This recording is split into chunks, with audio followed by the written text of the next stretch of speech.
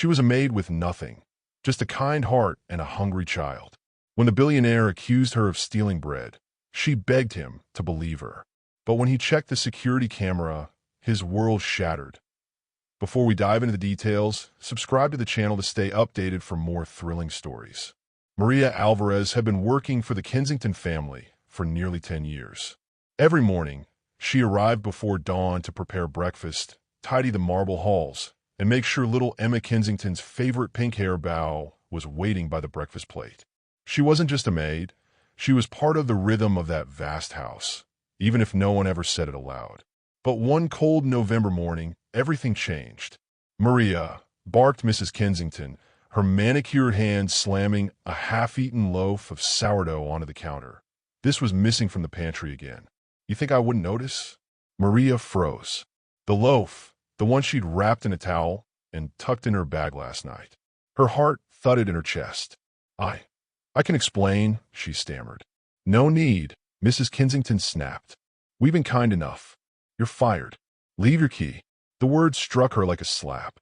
She wanted to explain that the bread wasn't for her, that her youngest son, Diego, had been sick and the medicine made him weak and hungry. She wanted to tell her employer that she'd been too proud to ask for help, but her throat tightened and the words died there.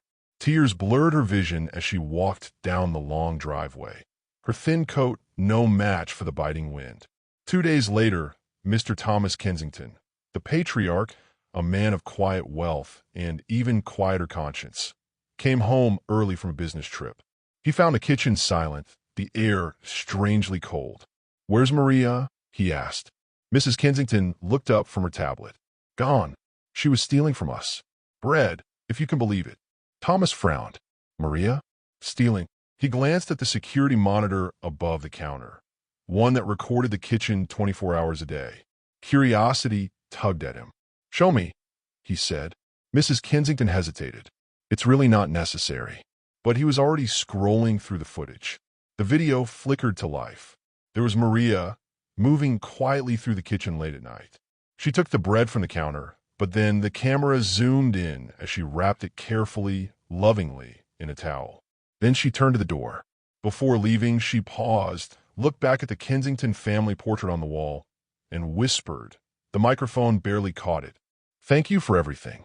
Thomas leaned closer, but what he saw next froze him completely. Outside, waiting at the gate, was a small boy in a hospital gown, thin as air. Maria knelt, broke the loaf in half, and gave him a piece, not eating any herself. The boy smiled weakly. Mrs. Kensington's face paled as Thomas turned toward her, eyes blazing with something between sorrow and disbelief. "She wasn't stealing," he said softly. "She was saving her child." He stood abruptly, grabbing his coat. "Where are you going?" his wife called after him. Thomas didn't answer. He only said, "To make this right." He drove through the storm, the city lights blurring in the rain. He didn't even know where Maria lived anymore, but he would find her. He had to. After an hour of searching, he spotted her outside a rundown clinic, clutching a blanket around a sleeping boy. She looked thinner, paler, but still carried the same quiet dignity. When she saw him, her eyes widened. "Mr. Kensington?" He stepped out of the car, rain soaking his coat. "Maria," he said gently. "I saw the footage." She froze. Then, slowly, her eyes filled with tears, not of shame, but of sheer relief. Thomas took a step closer. "Come back," he said, "not as our maid, but as part of our family." Maria shook her head, trembling. "Sir, I can't." But before she could finish, Diego stirred in her arms, coughing weakly. Thomas's gaze fell to the boy, and then something in his expression changed. He whispered, "Maria, that scar on his wrist, where did he get it?" She blinked in confusion. "He was born with it," she said softly. Thomas's heart seemed to stop, because he had the same scar, a birthmark crescent-shaped in the exact same place. And suddenly, the rain didn't feel cold anymore. He looked up at her, voice trembling. "Maria, what if he's not just your son?" The rain fell harder now, slicing through the air in cold, silver sheets. Maria stared at Thomas, her lips parting in disbelief. What do you mean?" she asked, tightening her hold around Diego. Thomas swallowed, his voice hoarse. That mark on his wrist, it's identical to mine. I've never seen another one like it. He unbuttoned his soaked cuff and held out his arm. The same crescent-shaped scar gleamed under the streetlight. Maria's breath caught. But how could that be? Thomas shook his head, lost in thought. It's impossible, unless... He stopped, staring into the dark like he was searching through time itself. Unless he's... Maria took a step back, shaking her head. No, my son is mine. I carried him, But her voice faltered, because deep down, something inside her had always been uneasy. Diego's blood type never matched hers. His eyes, gray and sharp, just like Mr. Kensington's, had always puzzled her. And now, the impossible was beginning to make sense. I need to know, Thomas said quietly. Please, Maria, just let me help him. Let me help both of you. Maria hesitated. For years, the Kensington mansion had been both her refuge and her prison. She had raised their daughter, dusted their silver, and smiled when she was invisible. But now the man who fired her was standing in the rain, begging to make things right. And something in his voice, broken, human, made her believe him. All right, she whispered. For Diego. The next morning, the hospital ran the tests. Thomas paid for everything. The private room, the specialists, even the new clothes Maria refused to accept at first. Hours later, a nurse appeared at the door, holding a sealed envelope. Thomas and Maria sat side by side, the sterile room humming with quiet tension. Diego slept peacefully between them, a faint smile on his face. Thomas opened the envelope slowly. His hands began to shake. He read the first line once. Then again, the color drained from his face. Thomas, Maria asked softly, what does it say? He looked up at her, eyes filled with a mix of wonder and fear. Maria, the test confirms it. Her breath hitched. Confirms what? He handed her the paper. She scanned it, her heart pounding so loudly she could barely hear herself breathe. It was there in black and white. Paternity match. 99.98%. Thomas whispered, he's my son. The room spun. Maria felt the ground shift beneath her. That's not possible. I don't understand. But before she could ask more, the door burst open. Mrs. Kensington stood there, her face pale, her eyes dark with fury. You don't understand, she said coldly. And you never will. Thomas stood, his voice rising. Helen, what have you done? She smirked faintly. What I had to protect what's mine. Maria clutched Diego protectively, her instincts screaming. What are you talking about? Thomas demanded. Helen stepped forward, her words like ice. You think you know the truth? You don't even know half of it. Maria's heart thudded in her chest. What do you mean? Helen's lips curled into a bitter smile. Because, Maria, that boy isn't the only secret you've been living with. Hospital machines filled the silence.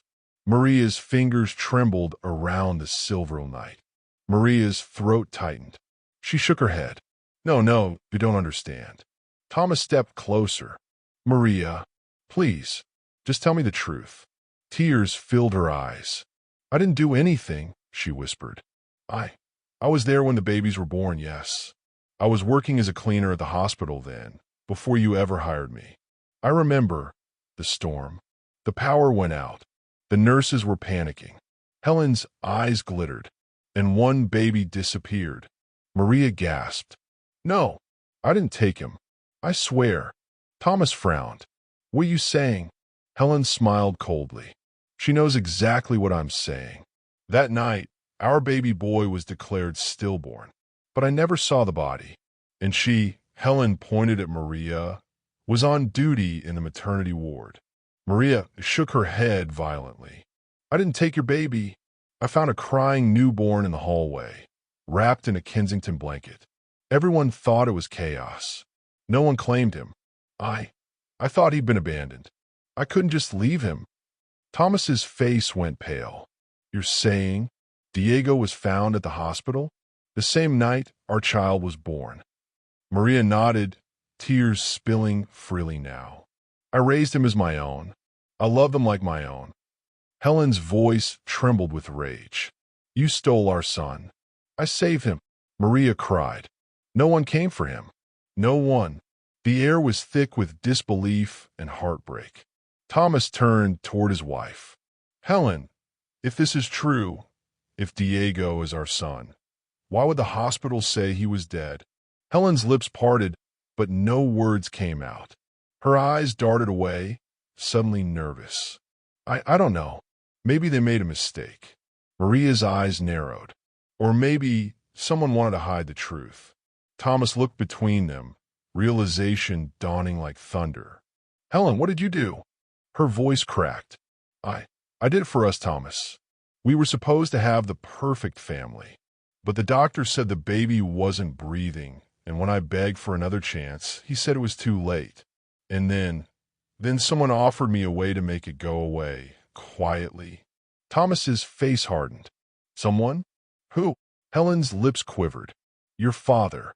The room went dead silent. Maria gasped. Thomas stumbled back, gripping the edge of Diego's bed. My father? That's impossible. He's been gone for years. Helen looked at him with haunted eyes. He wasn't the man you thought he was. He said, one day you'd thank him. Before Thomas could speak, the hospital lights flickered. A power surge, then darkness. Maria instinctively held Diego close. From a hallway came hurried footsteps and then a voice. Cold. Familiar. Well, it said softly. Seems I'm right on time.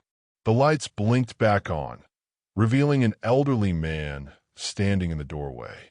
Thomas's breath caught. Father. The old man smiled faintly, eyes like steel. Let's not pretend, Thomas, he said. We have much to discuss about the boy. The flickering hospital light cast long, trembling shadows across the room. Maria froze where she stood, clutching Diego close, while Thomas's heart pounded in his chest like a drum. Father, Thomas whispered. That's not possible. You were in Switzerland. You died 3 years ago. The old man, Richard Kensington, smiled faintly. Rumors of my death were convenient. Helen gasped, covering her mouth. Richard, you told me. He silenced her with a look. Yes, I told you what you needed to hear. His gaze shifted to Maria and the boy sleeping in her arms. And I see the past has caught up to us faster than I planned. Thomas took a cautious step forward. What did you do, Father? Richard sighed, brushing invisible dust from his sleeve. What I always do, son. Protect the Kensington name. Maria's voice trembled. Protect? You tore apart 2 families. Richard's eyes hardened. You wouldn't understand. That child, he nodded toward Diego, was never meant to exist. Maria flinched, clutching Diego tighter. How can you say that?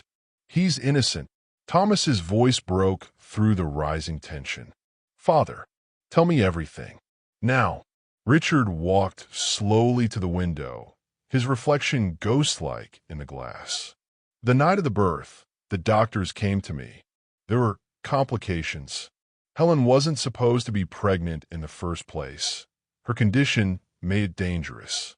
When the child was born, weak and silent, I told them to declare him stillborn. I was protecting her. Protecting you. But he wasn't stillborn, Thomas said, his voice shaking. Richard turned, eyes cold. No, he lived.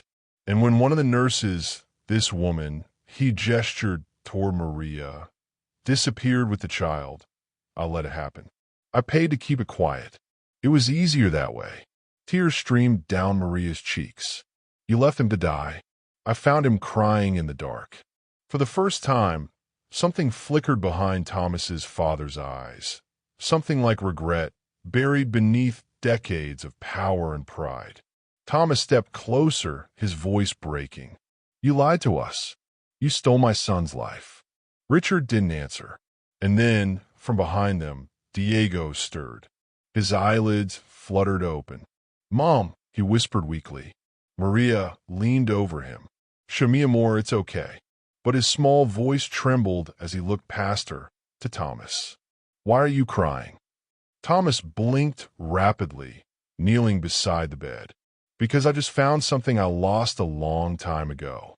The boy smiled faintly, confusion clouding his features. Did you find it in the rain? Thomas let out a broken laugh. Something like that. But before the fragile peace could settle, the heart monitor beeped erratically. Maria gasped. Doctor, she cried. Nurses rushed in, ushering everyone back. The lights flashed red. Alarm screamed.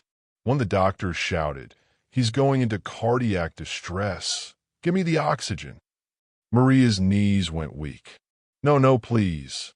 Thomas gripped her shoulders, holding her upright. He's strong, Maria. He'll make it. Richard stood silently in the corner, watching with an unreadable expression. Then, quietly, he turned and slipped something into the nurse's hand, a small vial wrapped in cloth. The nurse hesitated. Sir, what is? Do it, Richard said softly. For the Kensingtons. She nodded and moved toward the foreline. But before she could inject it, Thomas caught the glint of the vial and stepped forward. Wait, what is that? The nurse froze. Thomas ripped the cloth away, revealing a small label with faded letters. Sedative compound. Do not mix. His eyes widened in horror. Father, what have you done? Richard's calm mask slipped for just a moment. Sometimes mercy looks like cruelty, Thomas. That boy's existence could destroy everything. Maria screamed. You monster! Thomas lunged forward, shoving his father back as nurses rushed to restrain the chaos. The syringe hit the floor, shattering. Him is my own. I loved him like my own. Helen's voice trembled with rage. You stole our son. I saved him. Maria cried. No one came for him. No one. The air was thick with disbelief and heartbreak. Thomas turned toward his wife. Helen, if this is true, if Diego is our son, why would the hospital say he was dead? Helen's lips parted, but no words came out. Her eyes darted away, suddenly nervous. I don't know. Maybe they made a mistake. Maria's eyes narrowed. Or maybe someone wanted to hide the truth. Thomas looked between them, realization dawning like thunder. Helen, what did you do? Her voice cracked. I did it for us, Thomas.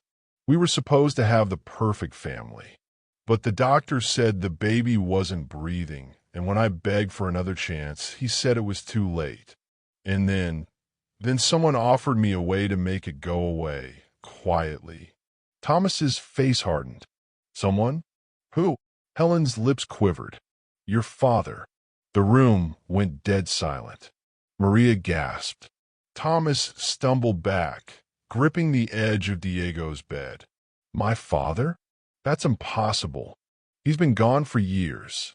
Helen looked at him with haunted eyes. He wasn't the man you thought he was. He said, one day you'd thank him. Before Thomas could speak, the hospital lights flickered. A power surge, then darkness. Maria instinctively held Diego close. From the hallway came hurried footsteps and then a voice. Cold, familiar. Well, it said softly. Seems I'm right on time. The lights blinked back on, revealing an elderly man standing in the doorway. Thomas's breath caught. Father. The old man smiled faintly, eyes like steel. Let's not pretend, Thomas, he said. We have much to discuss about the boy. The flickering hospital light cast long, trembling shadows across the room. Maria froze where she stood, clutching Diego close, while Thomas's heart pounded in his chest like a drum. Father, Thomas whispered, that's not possible. You were in Switzerland. You died 3 years ago. The old man, Richard Kensington, smiled faintly. Rumors of my death were convenient. Helen gasped, covered her mouth. Richard, you told me. He silenced her with a look. Yes, I told you what you needed to hear. His gaze shifted to Maria and the boy sleeping in her arms. And I see the past has caught up to us faster than I planned. Thomas took a cautious step forward. What did you do, Father? Richard sighed, brushing invisible dust from his sleeve. What I always do, son. Protect the Kensington name. Maria's voice trembled. Protect? You tore apart two families. Richard's eyes hardened. You wouldn't understand. That child, he nodded toward Diego, was never meant to exist. Maria flinched, clutching Diego tighter. How can you say that? He's innocent. Thomas's voice broke through the rising tension. Father, tell me everything. Now. Richard walked slowly to the window, his reflection ghost-like in the glass. The night of the birth, the doctors came to me. There were complications. Helen wasn't supposed to be pregnant in the first place. Her condition made it dangerous. When the child was born, weak and silent, I told them to declare him stillborn. I was protecting her. Protecting you. But he wasn't stillborn, Thomas said, his voice shaking. Richard turned, eyes cold. No, he lived. And when one of the nurses, this woman, he gestured toward Maria, disappeared with the child, I let it happen. I paid to keep it quiet. It was easier that way.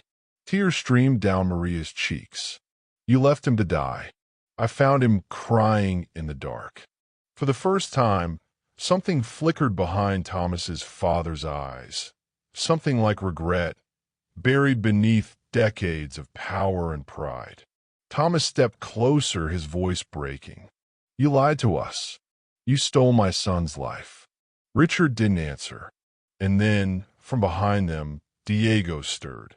His eyelids fluttered open. Mom, he whispered weakly. Maria leaned over him. Show me more, it's okay. But his small voice trembled as he looked past her to Thomas. Why are you crying? Thomas blinked rapidly, kneeling beside the bed. Because I just found something I lost a long time ago. The boy smiled faintly, confusion clouding his features. Did you find it in the rain? Thomas let out a broken laugh. Something like that. But before the fragile peace could settle, the heart monitor beeped erratically. Maria gasped. Doctor, she cried. Nurses rushed in, ushering everyone back. The lights flashed red. Alarm screamed. One of the doctors shouted, He's going into cardiac distress. Give me the oxygen. Maria's knees went weak. No, please. Thomas gripped her shoulders, holding her upright. He's strong, Maria. He'll make it. Richard stood silently in the corner, watching with an unreadable expression. Then, quietly, he turned and slipped something into the nurse's hand, a small vial wrapped in cloth. The nurse hesitated. Sir, what is? Do it, Richard said softly. For the Kensingtons. She nodded and moved toward the foreline. But before she could inject it, Thomas caught the glint of the vial and stepped forward.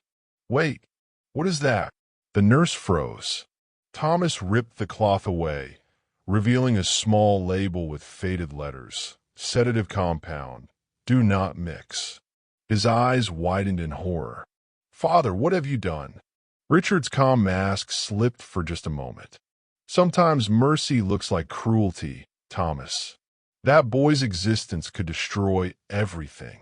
Maria screamed. You monster! Thomas lunged forward, shoving his father back as nurses rushed to restrain the chaos. The syringe hit the floor, shattering. Richard staggered but smiled coldly through the blood on his lip. You think you can save him? You have no idea who you're really protecting. Thomas glared. He's my son. The old man's smirk deepened. Are you sure? The words cut through the noise like a blade. Thomas froze. What are you saying? Richard straightened his tie, his eyes glinting with something dangerous and final. I mean, he said softly, that neither of you ever knew who the real father was. The room fell deathly silent. Maria's heart stopped. Helen's face went white. And then Richard turned toward the door, pausing only long enough to say, "Check the birth records if you dare." He walked out as the storm raged outside, leaving behind a stunned silence, and one question that would change everything. The thunder outside cracked like the world itself was splitting open. The door swung shut behind Richard Kensington, leaving only the echo of his final words hanging in the sterile hospital air. "Check the birth records if you dare." Maria stood frozen, her arms wrapped around herself, shaking not from the cold, but from the unraveling of everything she thought she knew. Thomas stared after his father, disbelief written across his face. "He's lying," he whispered. "He has to be." Helen turned away, her hands trembling. "Thomas, what if he's not?" He looked at her sharply. "What are you saying?" Helen bit her lip, her face pale. That night, the night Diego was born, Richard was there. He said there were complications. He sent the doctors away and made a few calls. I don't know what he did, but I remember seeing another man in the room before I passed out. Someone I didn't recognize. Maria frowned. "Another man?" Helen nodded slowly. "He wore a hospital badge, but I never saw him again." Thomas ran a hand through his hair, his voice breaking.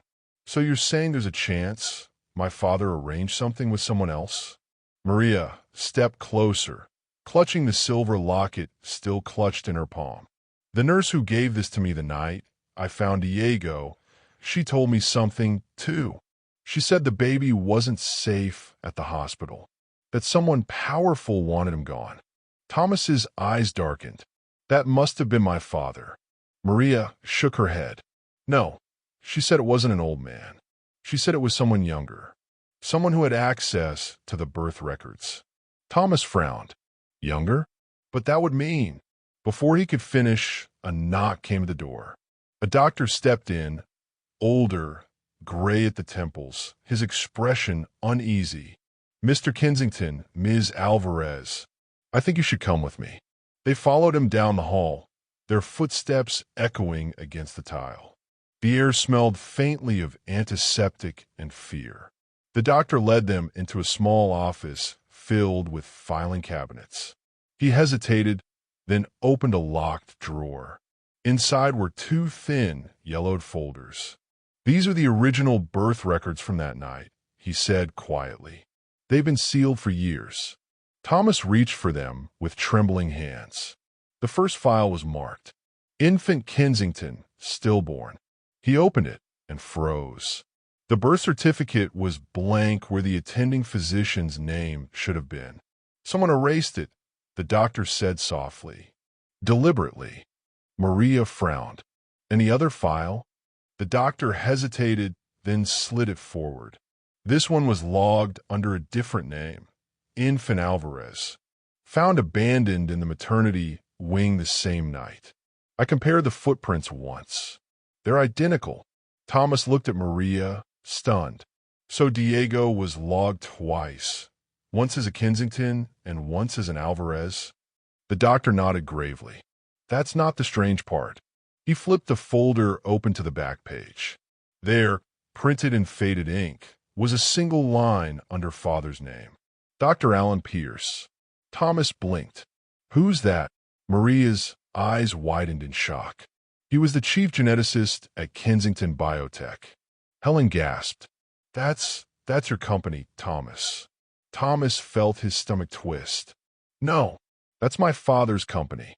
The doctor lowered his voice. "Alan Pierce disappeared a week after that birth. The investigation was shut down." Maria's voice trembled. "Geneticist? You mean?" The doctor nodded slowly. "I think Diego wasn't conceived naturally at all." The words hit like lightning. Thomas staggered back. "You're saying—" The doctor looked at them both gravely. "I'm saying Diego might not just be your son, Mr. Kensington. He might be something made." A sharp crash sounded from the hallway. Glass shattering, voices shouting. Nurses screamed. Then, through the chaos, a familiar voice echoed down the corridor, calm and commanding. "Seal the room. Nobody leaves." Thomas turned, his blood running cold. Standing in the doorway was a man in a black suit, tall, composed, his ID badge flashing the Kensington crest. "Who are you?" Thomas demanded. The man smiled faintly. "I work for your father." And then, with a chilling calm, he said, "Mr. Kensington sends his regards." He, like the boy, returned. The man in the black suit took one measured step into the room, rain dripping from his coat onto the sterile floor. Behind him, two security officers appeared, their faces expressionless. Maria instinctively placed herself between Diego's hospital bed and the strangers. "You're not taking him anywhere." The man's voice was polite, almost gentle. "Mrs. Alvarez, Mr. Kensington only wants what's best for the child. He's being moved to a private facility. Safer, quieter." Thomas shook his head. "No one is moving him. You have no legal right." The man produced a document from his pocket and slid it across the counter. It bore the Kensington seal and a court order dated that morning. Thomas scanned it quickly, his father's signature, notarized. He filed an emergency guardianship petition, the man said. Claims the boy is property of Kensington Biotech, pending confirmation of genetic origin. Property? Maria's voice broke with fury. "He's a child." The man's tone didn't change. "If you refuse, you'll be charged with obstruction." Thomas tore the paper in half. "Tell him he'll have to come through me." The man sighed. "That could be arranged." He motioned to his men.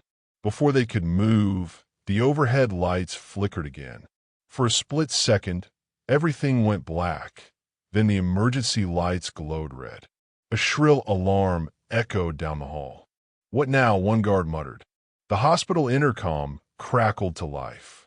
"Code black. Secure all exits." The man in the suit frowned, pressing his earpiece. "Who triggered that?" A new voice came through the static.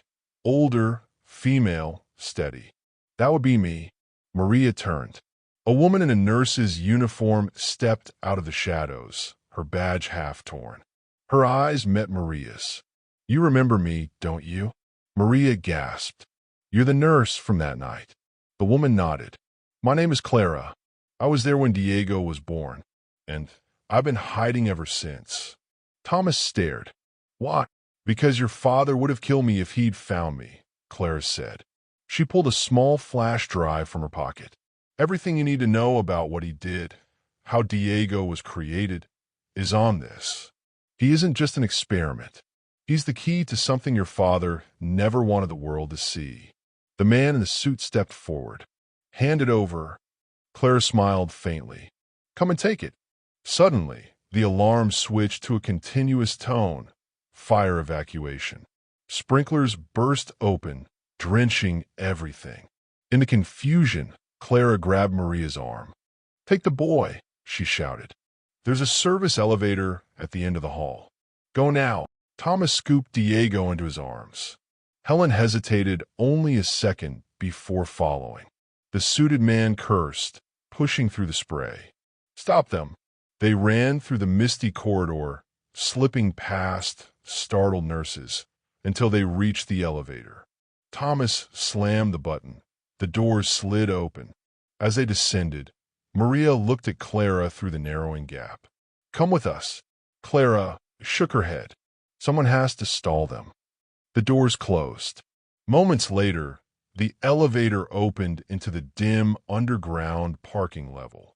They stumbled out, soaked and shaking. A black SUV waited with its engine running. The driver stepped out, a woman in a long coat, face hidden by the rain. Maria froze. "Who?" The woman lifted her head. Her eyes were the same gray as Thomas's. "Get in," she said. "We don't have time." Thomas blinked. "Who are you?" The woman's lips curved into a faint, knowing smile. "Let's just say I've been trying to clean up your father's mess for a very long time." She opened the back door. Diego stirred weakly in Maria's arms, his eyes fluttering open. "Mom, where are we going?" Maria smoothed his hair. "Someplace safe, Carino." The woman glanced in the rearview mirror, as they sped out of the garage. Safe for now. But Richard Kensington has already moved to the next phase. He's not just after the boy. Thomas frowned. Then what does he want? She looked at him in the mirror, her expression grim. He wants you. A deafening boom erupted behind them, flames rising from the hospital as the building began to collapse. Maria clutched Diego tighter, tears mingling with rain. Dear God, the woman pressed harder on the accelerator. It's begun. Thomas turned toward her, voice barely above a whisper. Who are you? She hesitated, then finally answered. I'm your sister. For a long moment, nobody spoke. The rain drummed on the roof of the speeding SUV, a sound that seemed to come from another world. Thomas stared at the woman behind the wheel. My what? She kept her eyes on the road. Your half-sister. My name's Elena Kensington. Your father kept me hidden. Different mother, same blood. Maria tried to steady her breathing. Diego stirred her arms, coughing softly. Why are you helping us? Elena gave a bitter laugh. Because I know what Richard does to the people he calls assets. He used me once too. I won't let him destroy another child. Thomas leaned forward. You said he's after me. What? Elena's jaw tightened. Because the company's research isn't just about cloning or gene therapy anymore. It's about transfer. Your father built a way to move consciousness into another body. But the process only works with a perfect genetic match. Maria's eyes widened. You mean? Elena nodded. He needs a host he can control. He needs you, Thomas. And Diego's DNA was the key to perfecting the transfer. Thomas felt the air leave his lungs. That's insane. Maybe, Elena said, but he's already tested it once. On me. The car swerved slightly as she spoke. A scar along her neck glimmered in the dash light, thin and surgical. Maria whispered, My God. They rode in silence until city lights faded behind them. Ahead stretched miles of dark countryside, the highway slick with rain. At last, Elena pulled off onto an unmarked dirt road. Trees loomed like black sentinels. There's an old farmhouse. Safe house from when I ran. We'll rest there, but we can't stay long. She parked beside the crumbling porch. The smell of wet earth filled the air. Inside, the place was small but dry. A single lamp flickered to life. Thomas laid Diego on a couch, covering him with a blanket. Maria sat beside him, brushing damp hair from his forehead. Elena watched them quietly. He's stronger than he looks, she said. Thomas turned to her. If what you're saying is true, how do we stop my father? Elena looked at him for a long moment. There's one person who can expose him. The scientist who helped build the program. Alan Pierce. Maria's heart skipped. But he's dead. Elena shook her head. That's what Richard wants everyone to think. She pulled out a phone and set it on the table. A single message glowed on the screen. Pierce located. Deep Harbor Facility. Midnight. Before anyone could respond, a faint buzz sounded from the window. A drone, small and silent, hovering in the rain. A red light blinked on its underside. Elena's face went pale. He's found us. Glass shattered as a tiny metal sphere dropped onto the floor, rolling toward them. Down! Elena shouted, grabbing Diego and shielding him with her body.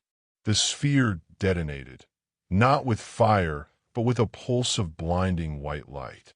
When the ringing in Thomas's ears faded, the room was filled with a soft humming. Every lamp, every phone, even the clock on the wall had gone dead. Maria blinked through the haze. What happened? Elena's voice was grim. EMP charge. He's cutting us off. From somewhere outside came the low growl of engines. Multiple vehicles closing in. Thomas looked out the window. Headlights sliced through the rain. Men in dark uniforms stepped out, forming a line. Elena drew a breath.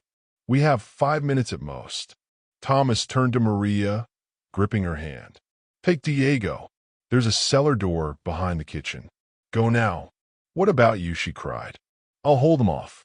Elena loaded a pistol from a drawer and handed it to him. You'll need this more than I will. They want you alive. They won't shoot to kill. Thomas hesitated, then nodded. Find Pierce. End this. Maria clutched his arm. Please come back. He managed a smile. I'll find you. She fled toward the kitchen with Diego in her arms. Outside, thunder rolled again, closer this time. Elena peered through the broken window. He sent his elite unit. That means he's here. Thomas froze. You mean? Before he could finish, a tall silhouette emerged from the rain, stepping into the glow of the headlights. Richard Kensington. He raised a megaphone, his voice amplified and calm. Thomas, let's stop pretending. Bring me the boy, and no one else gets hurt. Elena, chamber around. He's bluffing, but Thomas could hear the sincerity in his father's tone. Richard spoke again, softer now, the sound barely carrying through the storm. I warned you once, son. The boy's DNA isn't just his, it's ours. If he dies, so do you. Elena's eyes went wide. He wouldn't. The house lights flickered once more. And then, through the window, Thomas saw what Richard was holding in his other hand. A small remote, a single red button glowing at its center. Richard smiled faintly. Don't make me prove it. He pressed the button. A heartbeat later, Diego's body arched on the couch below, the monitors crackling to life, though the power was gone. Maria screamed, Thomas, something's happening to him. Thomas turned toward the door, rain pelting his face, his father's shadow looming in the storm. Father, he shouted, voice breaking, what did you do to my son? Richard's smile deepened. I didn't do anything to your son, he said. I did it to mine. The rain outside had turned into a furious downpour, hammering the tin roof like 1,000 tiny fists. Inside the crumbling farmhouse, the smell of ozone and fear hung heavy. Maria held Diego's limp body against her chest. His skin was clammy. Faint blue light pulsed beneath his veins, as if something alive was moving inside him. Diego, baby, look at me please, she cried. Thomas stared at the flickering glow in horror. What do you mean, your son? He shouted through the open doorway, rain lashing at his face. Outside, Richard stood tall and still beneath an umbrella, unbothered by the storm. His eyes gleamed with a strange triumph. I warned you, Thomas, he said evenly. That boy was never meant to be anyone's son. He's the completion of a legacy you could never understand. Thomas's hands clenched into fists. You experimented on him. On a child. Richard tilted his head. On my child. He carries my mind, my genome, my consciousness, in part. But he was born too soon. His body rejected the full transfer. I needed a donor, someone whose DNA could stabilize the pattern. He smiled. You, my son. The truth struck Thomas like lightning. You used me to complete him? Richard stepped closer, his voice rising over the wind. Your genetic code is the bridge between us. You think you have free will? You were designed to be an extension of me, just as he was designed to replace us both. Maria trembled, shielding Diego as the glow beneath his skin grew brighter. You're lying. He's human. He's mine.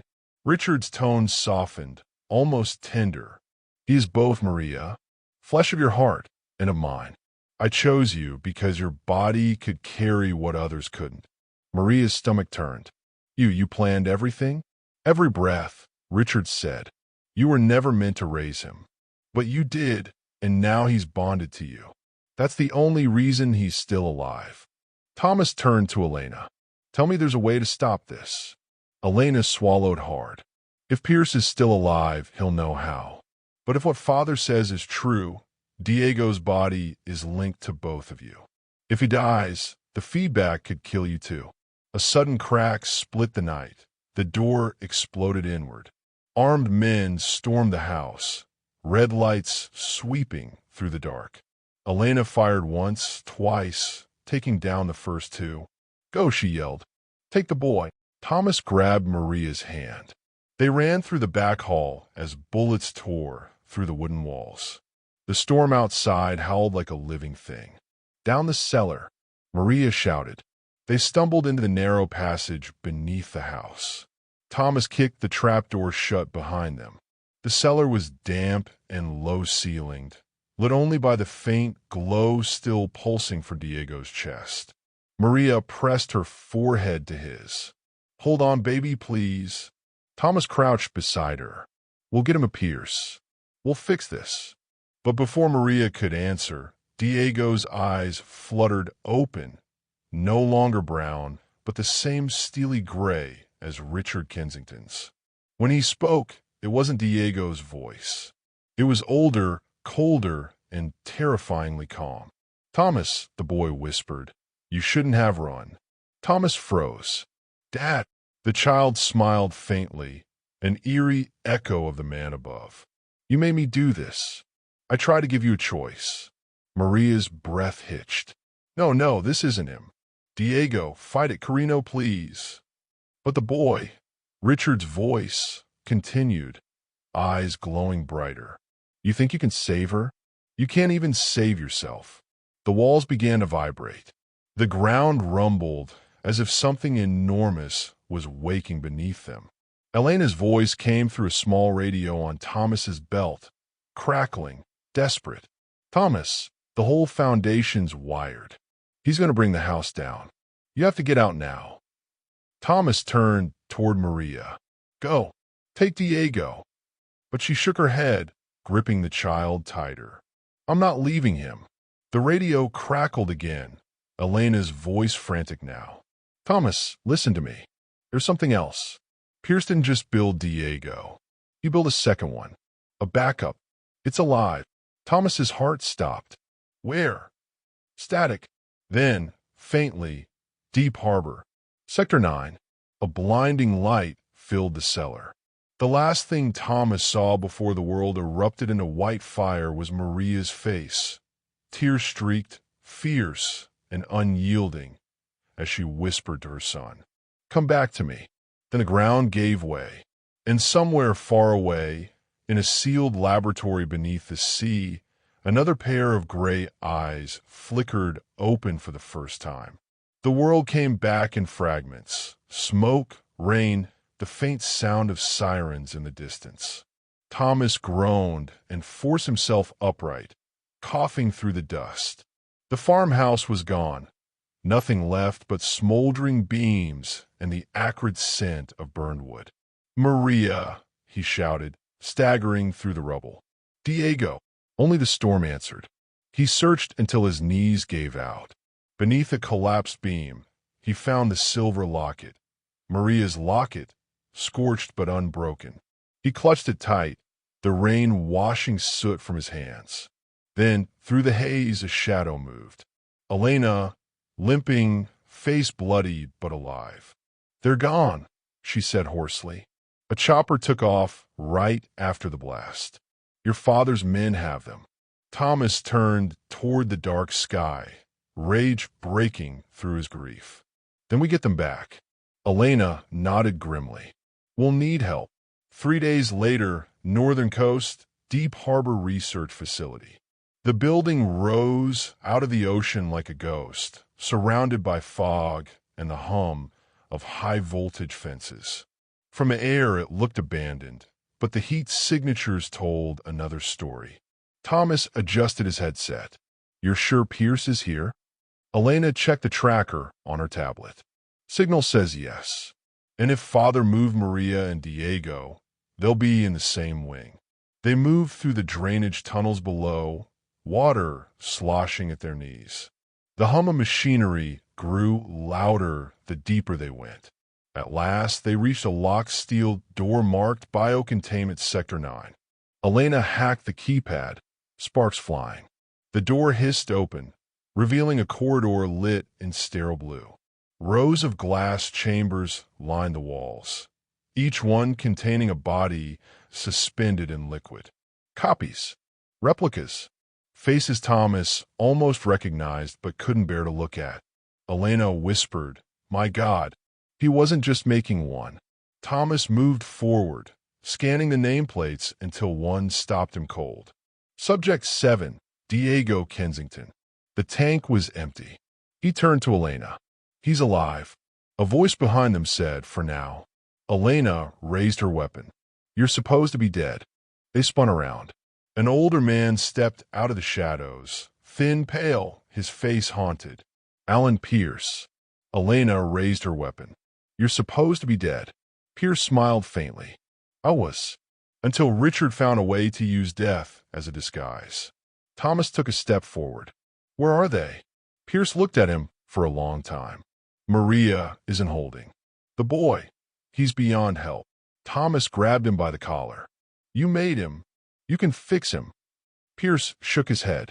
You don't understand. Diego isn't just your father's clone. He's his vessel. The transfer was never meant to end. It was meant to continue. Elena frowned. Continue. Pierce's eyes flicked to the tanks. Richard's consciousness doesn't die. It migrates. Each host carries a fragment of him until the next is ready. He's been doing it for decades. Thomas felt the world tilt. You mean the man who calls himself my father? Pierce nodded. Isn't the first Richard Kensington. And Diego was meant to be the last. Before Thomas could respond, an alarm blared. Red lights strobed overhead. Pierce paled. He knows you're here. Elena shouted over the noise. Where's Maria? Pierce pointed down the hall. Observation chamber. But you'll have to hurry. They ran. The hallway opened into a vast circular room filled with humming machines and holographic displays. In the center, Maria, strapped to a gurney, wires trailing from her temples. Thomas, she cried as he rushed forward. He tore off the restraints, pulling her close. I've got you. I'm here. But before they could move, a screen flickered on. Richard's face, calm as ever. Thomas, he said, I told you the boy is part of me. You can't destroy me without destroying him. Thomas snarled. Then I'll take my chances. Richard's image smiled. You won't get that choice. Transfer sequence initiated. On the far wall, a glass chamber lit up. Inside it, Diego, unconscious, suspended in light. The machinery roared to life. Pierce shouted. He's moving the consciousness stream. He's trying to overwrite the child completely. Maria screamed. Stop it. Elena fired at the main console. Sparks flew, smoke filled the room, but the transfer didn't stop. Then Diego's eyes opened again, glowing bright white. Dad, he said, though the voice wasn't his own. It's over. Thomas took a step toward him. No, not yet. He looked at the control panel. 3 power conduits feeding the chamber. If he shut them down, it might sever the process, but it could kill Diego in the process. Maria grabbed his arm. Thomas, please, he's still in there. Elena shouted. You have 30 seconds. Thomas looked from the boy, to Maria, to the glowing cables. His heart felt like it would tear in two. Then Diego spoke again, softly this time. Dad, help me. And beneath that voice, Richard's cruel whisper layered over it. Make your choice, son. The timer on the screen began to count down. 00:29, 00:28. Thomas took a deep breath, then reached for the switch. The lights exploded, white, blinding. Maria screamed his name, and when the smoke cleared, only one body was standing. The child's eyes opened, calm, human again. He blinked, looking around in confusion. Mom, he whispered. Where's Dad? Maria turned toward the console. Thomas's body lay slumped beside it, motionless, hands still gripping the master override. But the main screen was still active, and a faint heartbeat pulse flashed across it. A voice came through the speakers, soft but unmistakably Thomas's. Don't cry, Maria. I'm still here. The screen flickered, his face appearing, faintly digital, a trace of static around the edges. Pierce's voice broke the silence. Oh God! He completed the transfer. Maria's tears froze mid-fall. What do you mean? Pierce whispered. Richard's system. It doesn't distinguish between minds. He sacrificed himself to save the boy.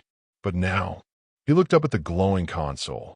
Now Thomas is the system. And then the facility lights dimmed. Every screen in the room flickering with Thomas's image, eyes calm and unblinking. Get them out, his voice said through the speakers. I'll hold him here. Elena stared at the screens in disbelief. He's fighting Richard inside the network. Maria clutched Diego's hand, sobbing. Thomas, please come back. But his voice was fading, like a whisper carried away by wind. I'll find you when it's safe. The alarms went silent. The machinery powered down. And in the distant ocean beyond the glass walls, something vast stirred. An entire data core deep beneath the waves flickering to life. Elena turned to Pierce, her voice barely a whisper. If Thomas is in there, then who's in control of the network now? Pierce didn't answer. His gaze was fixed on the main monitor, where two heartbeats now pulsed in sync, one steady, one erratic. Maria held Diego close as the lights flickered once more. Then, just before everything went dark, a third pulse appeared on the screen. Unknown source detected. Location, unknown. The storm outside had quieted to a strange, heavy stillness. Waves crashed against the base of Deep Harbor, echoing like distant drums beneath the metal floors. In the control room, screens flickered, casting cold light on Maria's pale face. She still clutched Diego's hand as if she could will him to stay awake. He was breathing, barely, but his pulse was weak. Elena stood at the console, scanning data streaming across the screens. Thomas's consciousness is in the network, she said softly. He's fighting Richard's digital presence, whatever's left of him. Maria looked up, eyes hollow. Can we bring him back? Pierce slumped against a wall, shook his head. Not yet. If we disconnect the system now, they both die. The only way is to stabilize the matrix long enough to separate their neural patterns. Then do it, Maria pleaded. Pierce's hands trembled. I can't. The core's overloaded. It's not just the facility anymore. The network's connected to every Kensington satellite on the planet. Thomas is spread across all of it. Elena stared at him. You mean he's everywhere? He nodded grimly. And if Richard gains control, he will be too. The words hung in the air like poison. Then, through the static hum of machines, a voice whispered, broken, distant. Maria. She froze. Thomas. The screens flickered. His face appeared for an instant, distorted by lines of code. He's not gone yet, but he's getting stronger. Ooh, she breathed. Father. Before she could respond, every monitor flashed bright white. The speakers crackled, and then Richard's voice boomed through the room, smooth and mocking. You can't fight progress, my son. You've only given me more reach. The floor trembled. Red warning lights spun overhead. Pierce shouted over the noise. He's rerouting the power grid. He's going to blow the whole facility.